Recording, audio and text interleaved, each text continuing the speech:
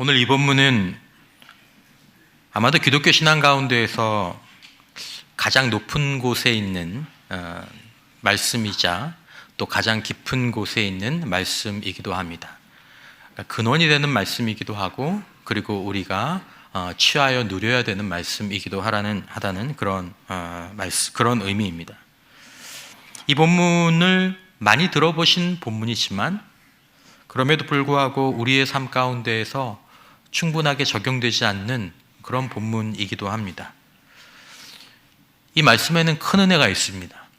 그리고 큰 능력도 있고, 여기에는 또 큰 은혜도, 큰 행복도 있습니다.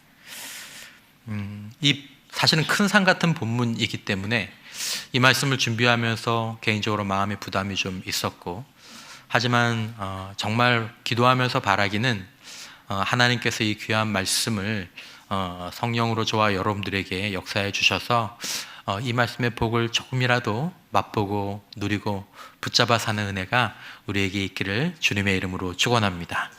기도하는 마음으로 들어주시고, 제가 잘 그런 말씀 드리지는 않지만 들으시고 난 다음에 몇 번 이렇게 반복해서 설교를 들어주시면 여러분들의 신앙에 또 삶에 굉장히 큰 유익이 있을 것이라고 조심스럽게 말씀드리겠습니다.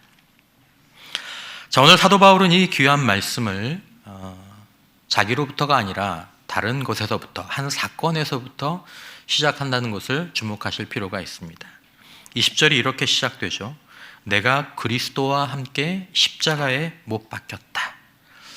이 말을 하기 전에 한 사건이 먼저 선행됩니다. 여러분, 복음은 교리가 아닙니다. 복음은 우선 사건입니다. 어떤 사건이 복음의 근원입니다. 지금 바울이 마음속에 또 눈을 들어서 바라보는 것은 그리스도께서 십자가에 못 박혀 죽으신 그 일을 바라보고 있습니다. 생각하고 있습니다. 그러면서 오늘 본문 20절 얘기를 하는 거죠. 우리는 이것을 십자가 사건이라고 줄여서 얘기하기도 하고, 더 줄여서 십자가 이렇게 얘기합니다. 말씀드린 것처럼 기독교 신앙의 가장 높은 곳에 그리스도께서 십자가에 못 박혀 죽으신 일, 예수의 십자가 사건, 십자가가 서 있습니다. 여러분, 만약에 저와 여러분들이 개인적으로, 그리고 우리 공동체가 정말 바른 신앙의 길을 쭉 가게 된다면 여러분들과 제가 반드시 느끼게 되는 것 중에 하나가 뭐냐면 자꾸 십자가로 가까이 가게 된다라는 것을 느끼게 될 것입니다. 바르게 간다면. 근데 십자가로부터 자꾸 멀어지고 십자가가 희미해진다면 여러분들이나 저나 또 우리 공동체가 뭔가 잘못된 방향으로 가고 있다라는 그런 지표가 되기도 하는 것입니다. 여러분, 십자가 사건은 2000년 전 예루살렘 성 외곽에 갈보리 언덕, 사람들이 지나다니면서 잘 보이는 그 언덕 위에서 예수라는 이름을 가진 이스라엘 북부의 갈릴리 출신 33살 정도의 청년이 빌라도 총독의 묵인 하에 십자가에서 처형당한 사건을 십자가 사건, 십자가라고 기독교에서 얘기합니다. 아시는 것처럼 십자가형은 가장 악랄한 중범죄자들에게만 내려지는 비인간적이고 잔인한 처형 방식이었습니다. 이것을 고안한 로마 시민들조차도 이거는 좀 안 했으면 좋겠다라고 얘기할 정도로, 그래서 로마 시민들에게는 아무리 큰 죄를 범하더라도 십자가형은 처하지 않았죠. 자, 당시 십자가에 대한 느낌은 오늘날 우리가 목에 걸거나 또 교회에 솟아 있거나 하는 그런 십자가 상징을 보면서 느끼는 느낌은 단 1도 없는, 그때 십자가 하면 시체가 달려있고 썩은 냄새가 진동하며 피와 사람의 내부에서 흘러나온 체액으로 뒤범벅이 된 잔인한 처형 도구일 뿐이었습니다. 그게 십자가 하면 떠오르는 것이었죠. 로마의 법대로 하자면 십자가 처형을 당하는 이 청년은 가장 악랄한 범죄자이어야 맞겠지만, 하지만 예수는 십자가는커녕 채찍 한 대 맞을 일도 그런 잘못을 한 적이 없습니다. 십자가형의 최종 판결권을 가지고 있었던 로마 총독은 이 청년에게서 사실 아무 잘못도 찾을 수 없었습니다. 그럼에도 불구하고 이 십자가 처형이 청년에게 진행이 됐죠. 당시의 정황들이 이렇게 기록되어 있습니다. 마태복음 27장, 빌라도가 이르되 어찌미냐 무슨 악한 일을 하였느냐, 그들이 더욱 소리질러 이르되 십자가에 못 박혀야 하겠나이다 하는지라. 빌라도가 아무 성과도 없이 도리어 민난이 나려는 것을 보고 물을 가져다가 무리 앞에서 손을 씻으며 이르되 이 사람의 피에 대하여 나는 무죄하니 너희가 당하라. 백성이 다 대답하여 이르되 그 피를 우리와 우리 자손에게 돌릴지어다 하거늘. 이에 바라바는 그들에게 놓아주고 예수는 채찍질하고 십자가에 못 박히게 넘겨주니라. 그래서 예수가 십자가에 못 박히게 되었습니다. 예수께서 처형되신 날은 이스라엘의 최대 명절인 유월절 기간이었습니다. 우리는 좋은 날 나쁜 일을 하려고 하지 않죠. 당시에도 그런 분위기가 있었지만 예수님의 십자가 사건은 그날 그 절기에 일어나게 되었습니다. 유월절은 애굽에서 종살이를 하던 이스라엘 백성들이 하나님의 능력으로 애굽에서 탈출하게 된 것을 기념하는 최고의 명절이었습니다. 그 명절의 그 계기가 이렇죠. 출애굽기 12장. 내가 그 밤에 애굽 땅에 두루 다니며 사람이나 짐승을 막론하고 애굽 땅에 있는 모든 처음 난 것을 다 치고 애굽의 모든 신을 내가 심판하리라. 나는 여호와라. 내가 애굽 땅을 칠 때 그 피가 너희가 사는 집에 있어서 너희를 위하여 표적이 될지라. 내가 피를 볼 때에 너희를 넘어가리니 재앙이 너희에게 내려 멸하지 아니하리라. 너희는 이날을 기념하여 여호와의 절기를 삼아 영원한 규례로 대대로 지킬지니라. 그러니까 죽음을 심판하는 하나님의 사자가 흠없는 어린 양을 잡아서 흘린 그 피를 문에 바른 이스라엘 백성들의 집은 여기 죽었네? 그리고 넘어가는 것입니다. 넘어갔다고 해서 유월절이죠. 내가 그 피를 볼 때 너희를 넘어가리니 재앙이 너희에게 내려 멸하지 아니하리라. 죽음이라는 재앙의 칼을 든 하나님의 사자가 보는 것은 이 문 뒤에 있는 사람이 누구냐라는 것이 아닙니다. 이 사람들이 무엇을 했느냐, 무엇을 하지 않았느냐가 아닙니다. 이 죽음과 재앙의 칼을 비껴갈 수 있는 유일한 조건은 흠없는 어린 양의 목숨과 생명의 희생을 의미하는 그 피가 이 집의 문을 적시고 있느냐 그렇지 않느냐라는 것입니다. 오늘 보신 본문에서 예수를 십자가에 못 박으라고 외치던 유대인들이 벌써 이 절기를 지켜온 지 1400년이 훌쩍 넘었습니다. 모든 복음서에는 예수님의 다음과 같은 말씀이 넘치게 담겨 있습니다. 마가복음 10장에 인자가 온 것은 섬김을 받으려 함이 아니라 도리어 섬기려 하고 자기 목숨을 많은 사람의 대속물로 주려 함이니라. 정확하게 이 의미죠. 내가 그 문에 피가 되겠다. 그래서 이 문 뒤에 있는 사람들에게 칼이 넘어가게 하겠다. 예수님이 사역을 하시다가 갑자기 얘기를 하신 것이 아닙니다. 이 말씀을 하시고 사역을 시작하셨습니다. 그러니까 예수님은 첫 성탄에 이 땅에 오실 때부터 그 목적지가 갈보리 언덕 십자가 위이셨습니다.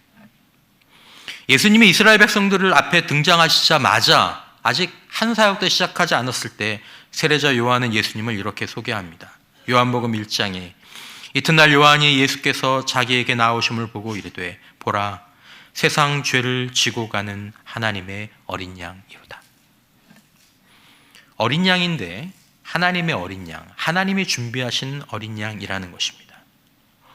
공의로우신 하나님이 죄로 차고 넘치는 세상과 인간을 멸하지 않으시려고 문에 바르시기 위해 피 흘려 죽게 하실 어린 양을 친히 준비하셨다라는 것입니다. 세상 죄를 대신하여 잡으려면 그 피를 바르려면 어린 양이 과연 몇 마리나 있어야 될까요? 가능하기는 할까요? 하나님이 준비하신 어린 양은 많은 양이 아니고 많은 소가 아니고 자기 아들이었습니다. 자, 하나님의 아들이라는 것은 신적 존재를 의미하는 것입니다. 즉 하나님이라는 의미입니다. 하나님은 외아들을 이 땅에 육신으로 보내셨습니다. 세상 죄를 위해 피 흘릴 운명을 안고 오시고 보내신 거죠. 하나님께서 육신의 몸을 입고 이 땅에 오셨습니다. 이 진리를 요한복음은 이렇게 전해줍니다. 1장에 태초에 말씀이 계시니라. 이 말씀이 하나님과 함께 계셨고 이 말씀은 곧 하나님이시니라. 그가 태초에 하나님과 함께 계셨고 만물이 그로 말미암아 지은 바 되었으니 지은 것이 하나도 그가 없이는 된 것이 없느니라. 바로 이분이 14절에 말씀이 육신이 되어 우리 가운데 거하심에 우리가 그의 영광을 보니 아버지의 독생자의 영광이요 은혜와 진리가 충만하더라. 예수님은 놀라운 말씀을 하셨죠. 나를 본 자는 아버지를 보았다. 성경은 기록하고 있습니다. 그가 죽은 자를 살리셨다. 물 위를 걸으시고 바람과 바다와 폭풍을 말씀으로 꾸짖어 잠잠케 하셨다. 보리떡 5개와 물고기 2마리로 5,000명을 먹이셨다. 모든 귀신들을 내쫓으시고 병자들을 손을 얹어 혹은 말씀으로 아니 의심만으로 고치셨다. 그리고 그는 우리 죄를 위해서 우리를 대신하여 십자가에서 죽으시고 3일 만에 부활하셨다. 여러분, 기독교는 왜 예수와 예수가 하신 일, 예수의 생애에 대해서 이렇게 도저히 믿을 수 없는 일을 그냥 살짝 지나가듯이 한두 개 그렇게 끼워 넣는 것이 아니라 이렇게 쏟아내듯 담아놓고 있는 것일까요? 하나도 믿기 힘든 거죠. 동정녀의 몸에서 태어났다? 그거 하나만으로도 버거운데 수 없는 이야기들이 복음서를 잔뜩 메우고 있습니다. 이런 경전이 없습니다. 여러분, 신약성경을 읽을 때 한번 이런 가정을 가지고 읽어보십시오. 그래, 예수는 역사적으로 존재하기는 분명히 했던 것 같은데 2000년 전에 무슨 예수가 하나님의 아들이야. 하나님의 아들이 아닌데 어찌어찌 사람들이 이렇게 막 얘기하다 보니 약간 신격화돼서 또 없던 일도 또 막 이렇게 좀 과장해서 이런 것들이 이제 좀 그렇게 된 거지. 뭐 종교 문서니까. 무슨 하나님이 육신을 입고 이 땅에 와, 인간으로 와, 말도 안 되지. 그러니까 신약 성경에서 좀 우리의 상상이나 또 이렇게 뭔가 이렇게 믿음으로 지어낸 것 같은 그런 얘기는 좀 지우고, 그런 얘기 지우고, 인류의 스승이라고 얘기할 수 있는 그 예수의 정신을 한번 좀 잘 찾아보자. 그래서 하나씩 지워가면 나중에는 예수의 가르침 겨우 몇 개 남고 다 지워야 됩니다. 전부 다 거짓말, 전부 다 조작. 더 심각한 것은 무엇보다도 예수 자체를 지워야 되는 상황이 나오게 되는 것입니다. 건질 게 하나도 없어지는 거죠. 왜 그러냐 하면 이게 앞과 뒤가 연결되어 있고 부분이 그냥 부분으로 딱 떨어져 있는 것이 아니라 부분이 전체와 연결되어 있는 것입니다. 마치 손이 몸에 붙어 있는 것처럼. 그러니까 이것만 떼어내는 게 안 되는 거죠. 그냥 생각할 때에는 예수님의 좋은 말씀들이 있고 그 중간에 어떤 기적 같은 것들이 있고 또 예수님의 좋은 말씀이 있고 그러니까 이것만 싹 빼놓으면 이거 살릴 수 있지 않아? 그렇게 봤는데 읽어보니까 이게 안 되는 것입니다. 이게 다 서로 연관이 되어 있는 거죠. 신약 성경을 보다 보면 그냥 예수를 스승으로 예수의 좋은 말씀을 한번 읽어보려고 읽다 보면 굉장히 큰 당혹감을 느낍니다. 굉장히 도전적인 당혹감이죠. 신약 성경은 오직 둘 중에 하나밖에는 선택지를 우리에게 제공하지 않습니다. 완전한 진실이거나 철저한 조작이거나 이렇게 하려면 하나를 그냥 끼워 넣는 게 아니라 전체를 엮어서 조작을 해야 되기 때문에 이것을 진실이 되게 하거나 조작이 되게 하거나 하는 유일한 하나의 명제는 무엇이냐면 예수는 이 땅에 오신 하나님의 아들이시다. 혹 예수는 이 땅에 육신으로 오신 하나님이다. 이 명제가 세워지면 동정녀로 이 땅에 오신, 동정녀를 통해 이 땅에 오신 예수님, 우리가 아는 그 모든 기적을 말씀으로 행하시고 의지로 행하신 주님, 우리 죄를 위해 죽으시고 3일 만에 부활하신 그 주님의 그 모든 것이 일관성 있는 합리적인 것이 됩니다. 왜냐하면 그분은 하나님의 아들이시기 때문에. 하지만 그것이 사실이 아니라면 신약 전체는 완전하고 철저한 조작이고 오늘 우리가 읽은 말씀조차도 조작인 거죠. 쉽지 않습니다.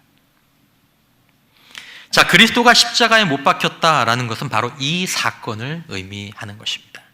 육신이 되어 우리 가운데 거하신 하나님의 아들이 우리의 죄를 위하여 조롱과 모욕과 맞음과 찔림과 피 흘림 가운데에서 십자가에서 죽임당하신 그 사건을 말하는 것입니다. 이것이 복음입니다.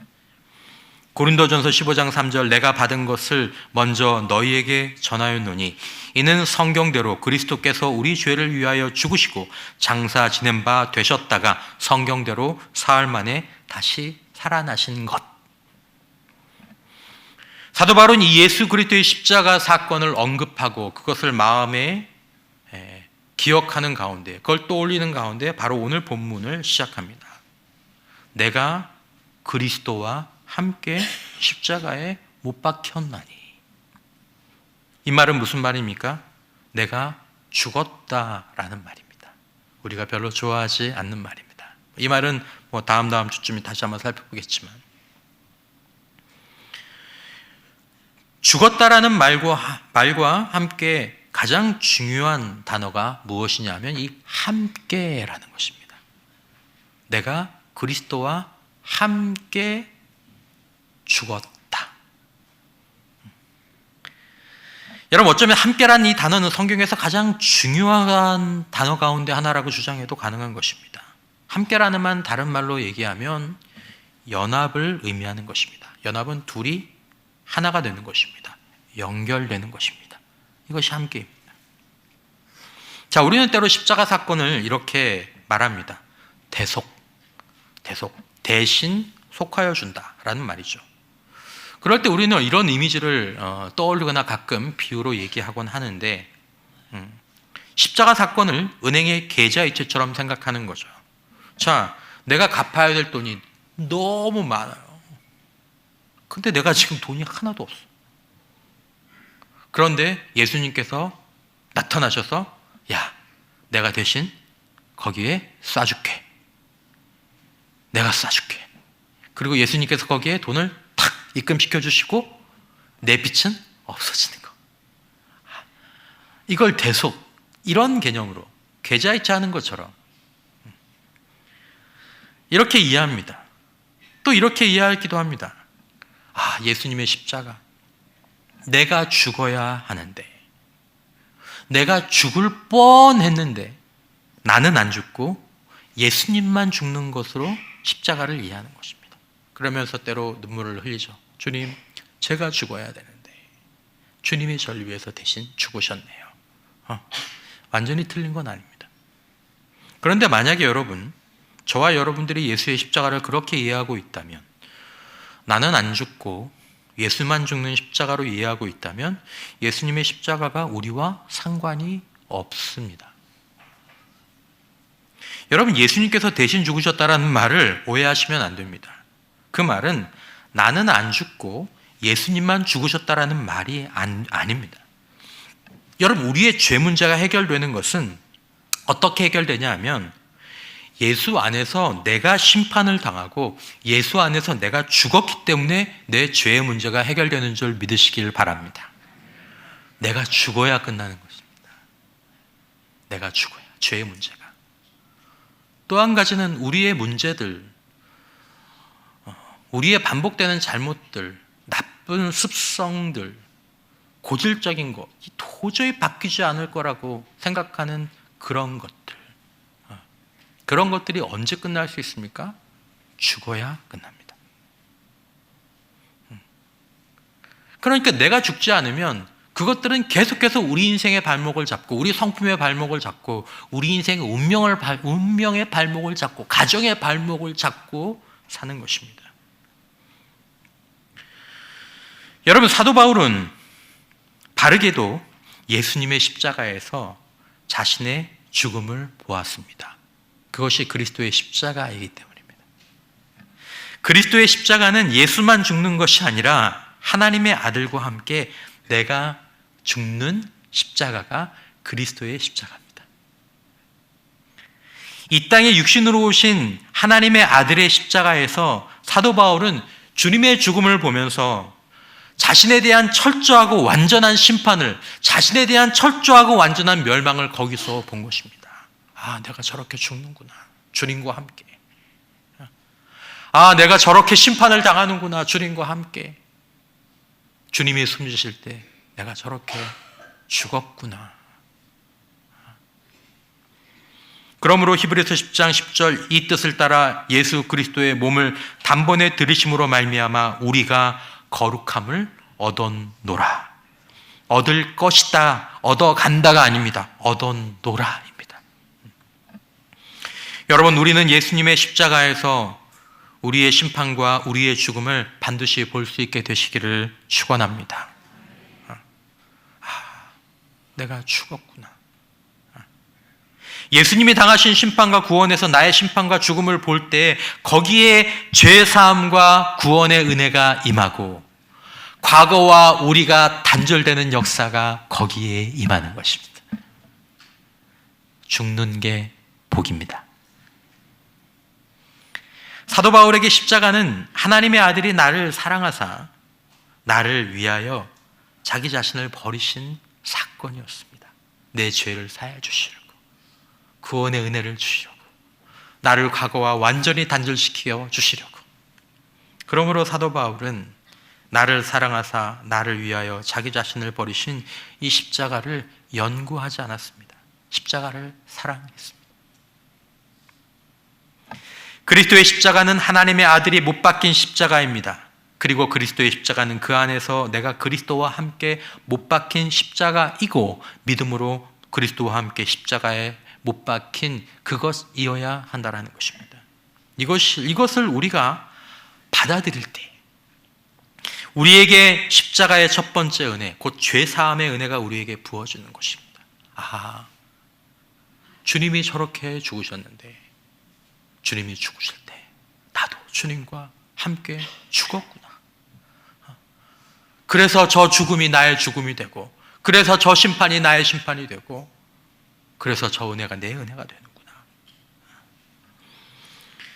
여러분, 십자가는 이어서 두 번째 은혜의 근원이 됩니다.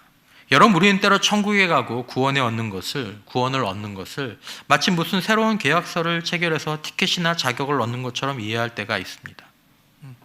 아, 우리가 구원받았어. 그래, 야, 너 이제 구원받았어. 자, 증. 이거 영원한 거야. 할렐루야, 주님 감사해요. 이런 증을 저에게 주셔서. 이렇게 이해하죠. 하지만 그리스도인의 삶은 요한복음 15장에서 보는 것처럼 포도나무에 가지가 붙어서 사는 연합의 삶입니다. 여기서 모든 일들이 일어나죠. 가지의 삶은 줄기에 연합되어서 포도나무의 연장이 되어 있는 것입니다. 이걸 연합이라고 얘기합니다. 포도나무와 가지가 계약서를 아무리 나누어 가지고 있어도 이거 계약 성립된 거죠. 그래, 성립됐어. 영원한 거죠. 그래, 너는 내 가지고 나는 너의 줄기야. 아무리 그렇게 가지고 있어 봐도 그 계약서로는 아무 열매도 가지에게 나타나지 않습니다. 여러분, 왜 우리의 삶 가운데에서 때로 그리스도인이었음에도 불구하고 오래도록 교회에 머물러 있었음에도 불구하고 우리 삶에 그리스도의 열매가 더디 나타나는 그런 경우가 있는지 아십니까? 계약서는 가지고 있어요. 근데 연합은 안 되어 있어요. 그러면 기대할 수 없습니다. 그걸 만들어내려면 율법적으로 사람을 조종해야 됩니다. 하나님 복 주십니다. 하나님 벌하십니다. 이렇게 하면 잘 될 겁니다. 저렇게 하면 잘못됩니다. 그러면 좀 흉내는 내게 할 수 있죠. 가지가 포도나무에 붙어 있어야, 연합되어야 가지가 살고 가지에 포도나무 열매가 맺히는 것입니다. 핵심은 계약이나 자격이나 티켓이 아니라 연합이라는 것입니다. 그리스도인의 삶은 어떻게 그려지고 있습니까? 시편 23편에서 목자 되신 하나님과 그를 따르는 양의 삶이 그리스도의 삶입니다. 계약의 완성이 아닙니다. 너는 이제 내 양이다. 당신은 이제 저의 목자이십니다. 이거 안 변하죠? 할렐루야, 악수. 그렇게 되는 게 아닙니다. 신자의 삶은 계약 증서를 얻는 것이 아니고 이제부터 목자의 양으로 목자의 인도를 따라 목자와 함께 살아갈 때 푸른 초장과 쉴만한 물가와 사망의 음침한 골짜기에서 나와 함께 하시는 하나님의 은혜를 누리게 되는 것입니다. 계약으로 되는 게 아닙니다. 연합입니다. 그리스도인의 삶은 아버지와 아들의 삶입니다. 아버지 십자가 사건 때문에 이제 제가 하나님의 영원한 자녀가 된 거 맞죠? 나중에 딴 말하기 없깁니다. 그래, 너는 내 영원한 자녀야. 오케이, 땡큐. 무슨 영주권, 시민권 취득하는 게 구원의 본질이 아닙니다. 그걸로는 아무 일도 일어나지 않습니다. 그리스도인의 삶은 이제부터 아버지와 함께 아버지의 아들로 살아가는 연합의 삶입니다. 그렇게 아버지와 함께 살아가면서 아들에게 아버지의 것이 흘러들어가고 아버지의 것이 나타나고 그가 아버지의 일들을 이해하고 아버지의 일들을 하게 되는 것입니다. 성경에서 예수님과 우리 사이에, 그리고 예수 안에서 하나님과 우리 사이는 계약 체결이 아니라 연합의 삶입니다. 계약서로는 아무 일도 일어나지 않습니다. 연합해야 일이 일어나기 시작합니다. 열매가 맺혀지고요, 주님의 양으로 사는 것을 누리게 되고요, 하나님의 아들다운 삶을 살게 되고요, 그리스도의 정서가 내 정서가 되고요, 그리스도의 마음이 내 마음이 되고 그분의 생각이 내 생각이 되고 그분의 손과 발이 내 손과 발로 미쳐지게 되는 것입니다. 우리는 이것을 성화되어 간다라고 얘기합니다. 예수 그리스도의 형상과 모습을 닮아간다라고 얘기합니다. 성숙하다, 성장해 간다, 변화되었다, 보라 새 것이 되었다, 이렇게 말합니다. 그리스도인다운 삶, 그리스도인의 복을 누리는 삶의 방법은 영원히 변하지 않는 증서를 얻으면 되는 것이 아니라 주님과의 거룩한 연합 속에서 맺히는 열매인 것입니다. 하나님의 아들의 성품과 모습으로 사는 삶은 바로 이 그리스도와 함께라는 이 연합을 통해서 그분의 것이 우리 안에서 흘러나와 흘러 들어오고 그것이 우리를 통해서 흘러나가는 것을 통해서 가능해지는 것입니다. 여기서 중요한 게 그리스도의 십자가입니다. 사도 바울은 그리스도의 십자가에서 자신이 그리스도와 함께 죽었음을 보았습니다. 그리스도의 십자가에서 자신의 죽음을 본 것입니다. 그리고 어떤 일이 일어납니까? 그리스도께서 무덤에 있지 않고 사흘 만에 다시 살아나셨습니다. 자, 그러자 그리스도와 함께 죽은 자가 이제는 그리스도와 함께 산 자가 되는 것입니다. 그리스도와 함께 죽었더니 이제 그리스도가 일어나면서 그리스도 안에서 죽었던 자가 살아나게 되는 것입니다. 골로새서 2장 12절, 너희가 세례로 그리스도와 함께 무엇되고? 장사되고 죽었다라는 의미입니다. 또 죽은 자들 가운데서 그를 일으키신 하나님의 역사를 믿음으로 말미암아 그 안에서 함께 일으키심을 받았느니라. 아, 그리스도께서 못 박히실 때 나도 함께 죽었구나. 주님께서 십자가에 못 박히실 때 저도 함께 죽었습니다. 죄의 몸뚱아리도 죽었고 이 지긋지긋한 습관에 이 몸도 죽었고 나의 절망과 포기도 죽었고, 이것을 깊이 깨닫고 받아들이는 것이 주님과 함께 내가 죽었다는 것을 받아들이고 인정하고 이것들을 마음에 붙잡고 사는 것이 믿음이라는 것입니다. 이것이 죄사함의 믿음, 구원받는 믿음입니다. 그리스도와 함께 내가 십자가에 못 박혔구나, 그리스도와 함께 내가 죽었구나라는 것을 깊이 깨닫고 받아들이는 그 믿음이 있는 자들은 첫 번째 은혜, 죄사함만 받고 끝나는 것이 아니라 두 번째 은혜로 이어지게 되는 거죠. 그들은 그리스도 안에서 자신의 죽음을 보았기에 이제 부활하신 그리스도 안에서 자신의 부활을 보게 되는 것입니다. 주님의 죽음에서 나의 죽음을 본 자들이 주님의 부활 안에서 나의 부활을 보게 되는 것이죠. 여러분, 예수님은 우리를 위해 죽기만 하시려고, 우리의 죽음만 되시려고 이 땅에 오신 것이 아닙니다. 죽어야 살 수 있기 때문에, 죽을 것은 죽어야 되기 때문에, 그리고 오히려 예수님은 우리를 위해 사시려고, 우리의 부활이 되시려고 이 땅에 오신 줄 믿으시기 바랍니다. 이것이 예수님의 진짜 목적입니다. 자, 여기서 우리가 굉장히 중요한, 어쩌면 살짝 놓칠 수 있는 것인데 중요한 거, 잘 알아야 될 것은, 자, 그리스도의 죽음이 우리의 죽음이 되었듯이 이제 우리의 생명이 된 것은 그 전에 육신적인 생명이 우리의 생명이 되는 것이 아니라 바로 부활하신 그리스도의 생명이 이제 우리의 생명이 되었다라는 사실입니다. 이제 내 생명, 그리스도의 부활 안에 사는 이 생명은 이전에 죽은 그 생명이 부활하는 게 아니고 그리스도의 생명이 내 안에서 다시 사는 것입니다. 이전에 죽은 육신의 생명이 되살아나는 것이 아닙니다. 그리스도의 생명으로 우리가 생명을 얻은 것입니다. 근원이 다릅니다. 근원이 다릅니다. 그러므로 이 생명은 반복이 아니라 새로운 생명입니다. 여러분, 부활은 반복이 아닙니다. 부활은 새로운 생명인 줄 믿으시기를 바랍니다. 그리스도의 생명으로 사는. 그러므로 이제는 육신의 생명은 이미 죽었습니다. 그리고 이제는 예수의 생명이 나의 생명이 되어서 살게 되는 것입니다. 그렇게 살아갈 때 예수의 생명을 통해 예수의 열매가 나타나고 예수 안에서 하나님의 양이 되고 예수 안에서 하나님의 아들의 그 성품과 모습이 나에게 나타내는 것입니다. 이 주님과의 연합, 아름답고 놀라운 변화, 예수의 제자된 성품과 삶의 모습은 어떻게 가능해집니까?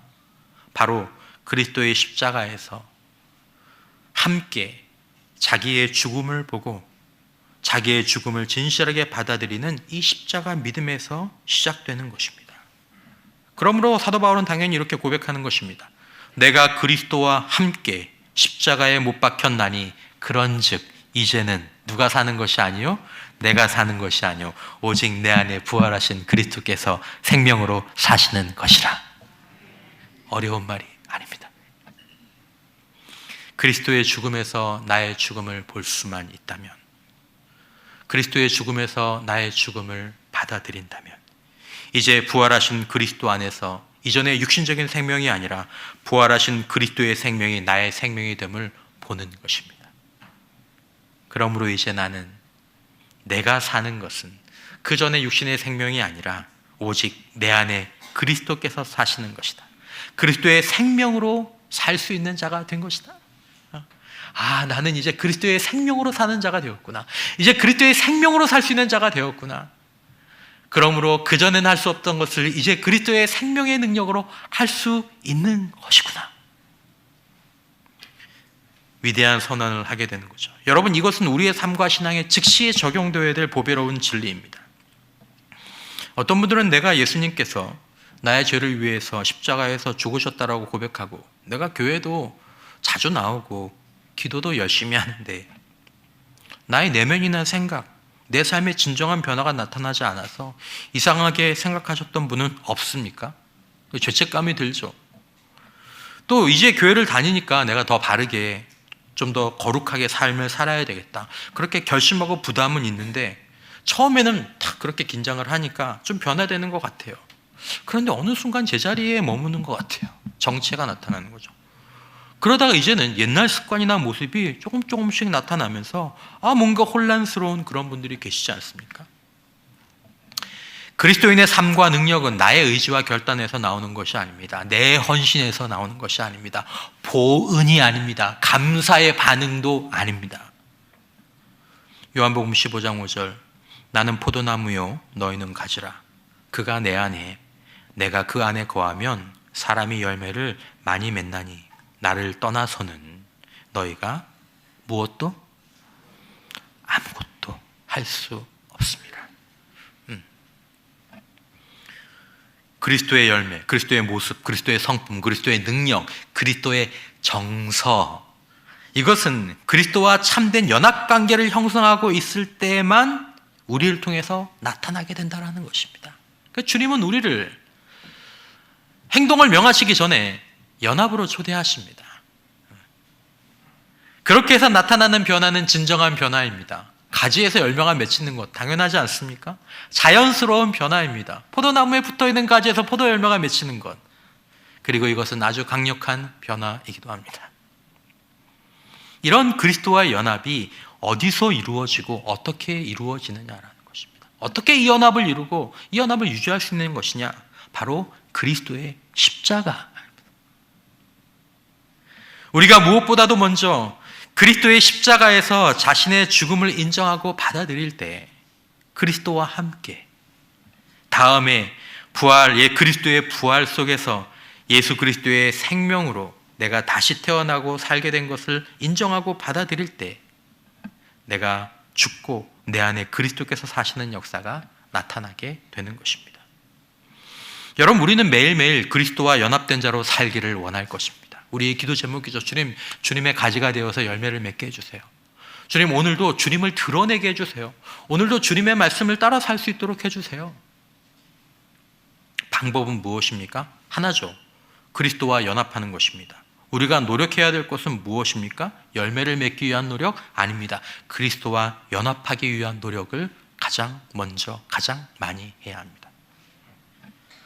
방법은 무엇이죠? 그리스도의 십자가를 매일매일 바라보는 것입니다. 나를 죽이려고 노력하는 게 아닙니다. 내가 죽어야지. 주님, 나를 죽여주시옵소서. 안 죽어요. 해보셨잖아요. 저도 해봤고. 그리스도의 십자가를 바라보되 바로 바라보려고 노력하는 것입니다. 무엇을 보아야 할까요? 그리스도와 함께 내가 십자가에 못 박혔나니, 그리스도와 함께 내가 죽었습니다. 내가 죽었구나. 주님 주신 우리가 보는 건 십자가지만 거기서 보게 되는 것은 나의 죽음입니다. 내가 인정하는 것입니다. 그리고 잠시 후 그리스도의 부활을 묵상하며 이제 그리스도의 생명 안에서 이제 예수의 생명으로 살게 되었음을 죽음만큼이나 인정하고 받아들이고 고백하는 것입니다. 주님과 함께, 저기서 주님과 함께 내가 죽었구나. 주님이 사시네? 그럼 주님과 안에서 나도 사는 거구나. 이제 그 생명이 내 생명이 되는 거구나. 고린도전서 15장 31절, 형제들아, 내가 그리스도 예수 우리 주 안에 가진 바 너희에 대한 나의 자랑을 두고 단언하오니 나는 날마다 뭐하노라? 날마다 죽노라. 이 말이 무슨 말일까요? 나는 날마다 나를 죽인다라는 말씀일까요? 아닙니다. 나는 날마다 그리스도의 생명으로 산다는 말입니다. 그리스도의 십자가에서 내가 그리스도와 함께 십자가에 못 박혔나니, 날마다 그리스도의 십자가를 바라보면서 나의 죽음을 바라볼 때 그리스도의 부활의 생명이 내 삶 가운데서 역사할 문을 열어두고 그 생명이 나타날 기회를 제공하는 것이죠. 날마다 죽는 자들만이 그리스도의 생명으로 그리스도인답게 살아갈 수 있게 되는 것입니다. 예수가 사는 삶, 보라 새 것이 되었도다. 새로운 피조물의 삶이 이렇게 시작되고 이런 방식으로 성장하는 것입니다. 매일매일. 여러분, 우리는 때로 그리스도와 연합한 자로 살기를 원하지 않습니까? 우리 마음 가운데 인간적인 감정들이 우리를 짓누를 때, 내 삶 가운데서 그리스도의 사랑과 겸손과 인내, 그리스도께서 하신 그런 기도의 삶이 필요할 때가 있지 않습니까? 우리가 노력해야 될 것이 무엇입니까? 연합입니다. 연합을 위한 노력입니다. 연합을 위한 노력이 무엇입니까? 그리스도의 십자가를 바라보는 것입니다. 주님, 이 내가 주님과 함께 십자가에서 죽었습니다. 부활하신 예수의 생명이 내 안에 거하시오니 이제 그 예수의 생명이 나를 주장하여 주시옵소서. 그리고 다시 사람을 보고 다시 상황을 대할 때 육신의 생명이 아니라 부활하신 예수의 생명이 우리를 인도하시는 것을 보게 될 줄 믿으시기 바랍니다. 마음이 변화되어 예수의 마음으로, 생각이 변화되어 예수의 생명으로, 말이 변해요 예수의 말로. 내가 노력한 게 아닙니다. 예수의 생명이 하신 줄 믿습니다. 그것이 십자가의 능력입니다. 나의 죽음을 말하기 전에 여러분 기억하십시오. 내가 죽어야지가 아닙니다. 그리스도의 죽음을 보고 말해야 합니다. 그리스도가 못 박힌 그 십자가에서 나의 죽음을 말해야 되는 것이 아닙니다. 그냥 말하는 것이 아닙니다. 마음 깊이 진심으로 인정하는 것입니다. 그리스도와 함께 내가 십자가에 못 박혔나니, 그것들을 그 상황 가운데서 내 마음 가운데 받아들일 때 이전의 나와 지금의 나의 단절이 일어나기 시작하고 그리스도의 생명이 우리 안에 스며들기 시작합니다. 예수의 생명이 나를 주장하여 주옵소서. 이것이 믿음입니다. 그리스도의 십자가는 우리가 그리스도와 함께 못 박히는 죽음의 자리입니다. 우리는 그리스도의 십자가에서 나의 죽음을 보아야 합니다. 그것이 십자가의 목적입니다. 거기서 우리는 죄 사함의 은혜를 얻고 구원의 은혜를 받고 누리고 도저히 죽이고 통제할 수 없었던 그 육신의 본성들이 눌려지고 사라지는 것들을 우리가 거기서 보게 되는 것입니다. 우리가 그리스도의 십자가에서 나의 죽음을 받아들일 때 우리는 그리스도의 부활에서 그리스도의 생명으로 다시 사는 연합의 복을 누리게 됩니다. 예수의 생명이 드디어 내 안에서 역사하는 거죠. 왜냐하면 그리스도와 함께 죽었기 때문에 그리스도와 함께 사는 것입니다. 예수께서 죽으신 궁극적인 이유는 죽이기 위한 것이 아니라 이 새로운 생명으로 살도록 하기 위한 것입니다. 그러려면 주님과 함께 죽지 않으면 안 되는 것입니다. 우리는 그러므로 매일매일 그리스도의 십자가를 바라보며 매 순간순간 그리스도의 십자가를 바라보며 살기를 멈추지 말아야 되는 것입니다. 그래서 육신의 나는 죽고 이제 그리스도의 생명으로 사는 그 복과 능력을 누리고 그것으로 하나님 나라를 살아가야 되는 것입니다.